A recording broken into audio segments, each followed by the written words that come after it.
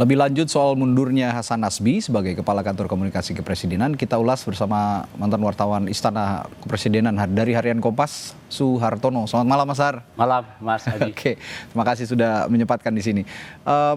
Mas Har, mundurnya Hasan Nasbi ini memunculkan dugaan nih kemarin-kemarin ini terkait persoalan struktur kelembagaan komunikasi Presiden Prabowo. Nah, menurut Anda apa yang terjadi sebenarnya? Kalau saya boleh mengulas sedikit ya ke belakang. Dulu itu sejak Presiden Jokowi sudah ada kantor komunikasi kepresidenan ya, kantor staf presiden KSP ya. KSP. Dari 5 deputinya itu ada 1 deputi 4 yang memang khusus untuk menangani strategi komunikasi presiden. Nah, Presiden Jokowi sebelum berakhir membentuk lagi namanya kantor komunikasi presiden yang kita kenal sekarang adalah Presidential Communication Office atau PCO yang dipimpin oleh Pak Hasan Nasbi. Nah, PCO itu menjalankan fungsi keempat dari kantor staf presiden, sehingga kantor staf presiden itu sudah tidak berwenang lagi untuk menyampaikan komunikasi presiden kepada publik. Hanya tugasnya adalah PCO. Nah, PCO Pak Hasan membentuk lagi 6 juru bicara presiden di situ. Kita kenal antara lain ada Philip Vermonte, ada Bu Adita Irawati, ada Tita Laura, ada Pak Ujang, dan 2 lagi.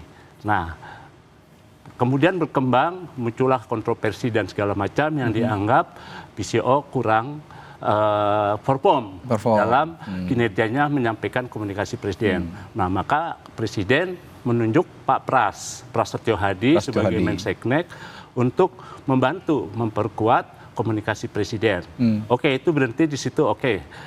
Seperti halnya Pak Pratikno, Menseknek di zaman Pak Jokowi, itu juga Menseknek boleh sebagai menteri senior di istana berbicara atas nama presiden untuk menyampaikan hal-hal yang memang diperlukan, melengkapi apa yang sudah disampaikan di juru bicara presiden. Zaman Pak Jokowi juga ada juru bicara presiden, yaitu periode pertama Pak Johan Budi. Tapi Pak Pratikno maupun Pak Pram, sekretaris kabinet boleh bicara, punya mandat untuk bicara itu. Nah, persoalannya juga muncul ketika Pak Prasetyo menunjuk lagi 2 Wamen Komdigi, Anggara Prabowo, dan Wamen Seknek, Yuri Ardiantoro, untuk menjadi juru bicara.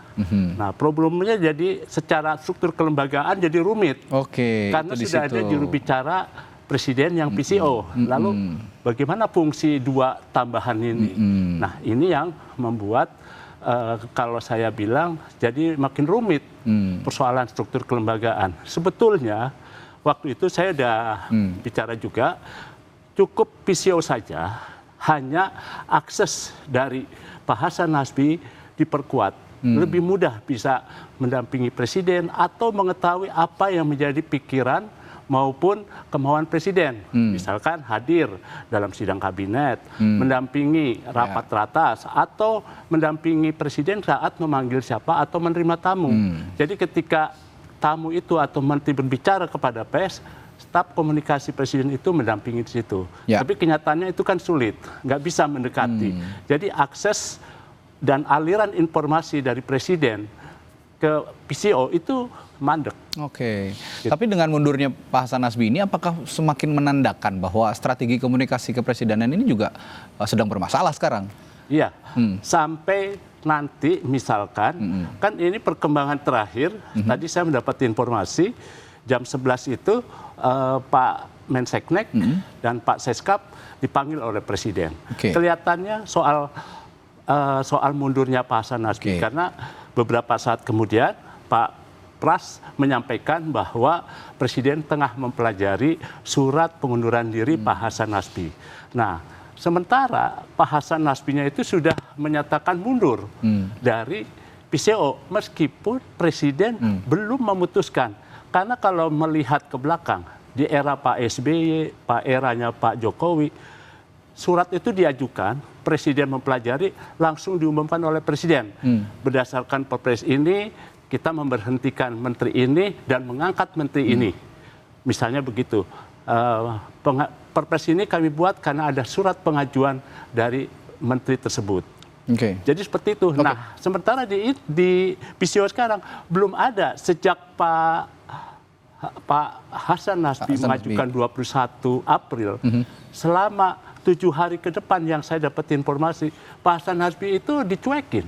Suratnya itu nggak direspon, baik oleh Pak Prasetyo maupun Pak Seskap. Akhirnya beliau mengambil keputusan Senin kemarin untuk menyatakan mundur. Nah sekarang, hari ini, setelah Pak Hasan mundur, baru Menseknek menyatakan Presiden tengah mempelajari. Bahkan ada pernyataan Pak Pras yang bilang Presiden belum tentu berkenan, tapi bisa saja berkenan. Nah ini kan jadi persoalannya semakin rumit gitu. Kalau seperti ini kondisinya Mas Har, ini mundurnya Hasan Nasbi ini, Pak Hasan Nasbi ini keputusan pribadi, tekanan istana, atau justru ada tekanan eksternal? Itu keputusan pribadi. Pribadi ya? Iya, saya pernah bicara dengan teman-teman di PCO. Katanya tuh Pak Hasan tuh menyatakan begini, saya ini kan tamu di sini. Saya hanya menunggu Sohibul Bait. Saya tanya Sohibul Bait itu apa? Ya tuan rumah yang punya istana ini memutuskan saya mundur atau tetap bertahan atau saya dipecat gitu, di reshuffle. Nah, itu jalan pikiran yang memang dilakukan oleh Pak Hasan Nasbi karena beliau merasa Presiden satu ketika bertemu 7 Pemret sudah menyatakan kekurangan saya, tanggung jawab saya dalam komunikasi.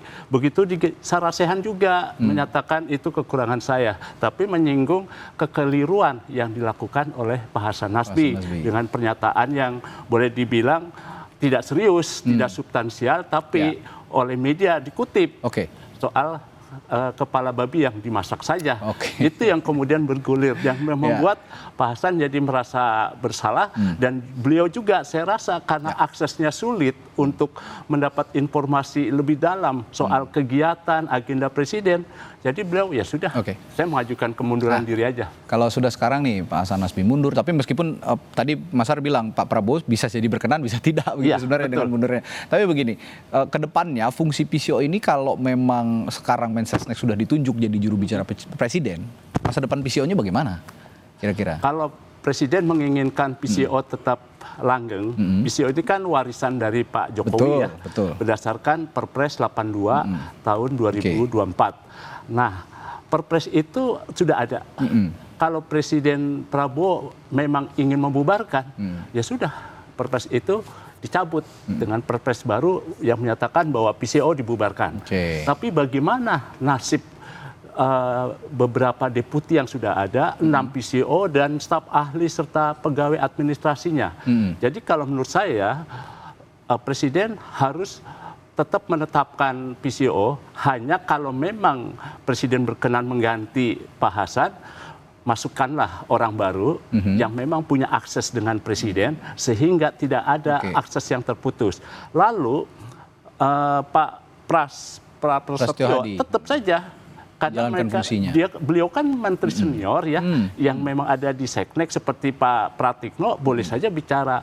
Tapi kalau Pak Angga, Wamen Komdiki maupun Pak Juri, Wamen Seknek akan menjadi juru bicara, nanti overlapping dengan 6 PCO, juru bicara 6 PCO itu.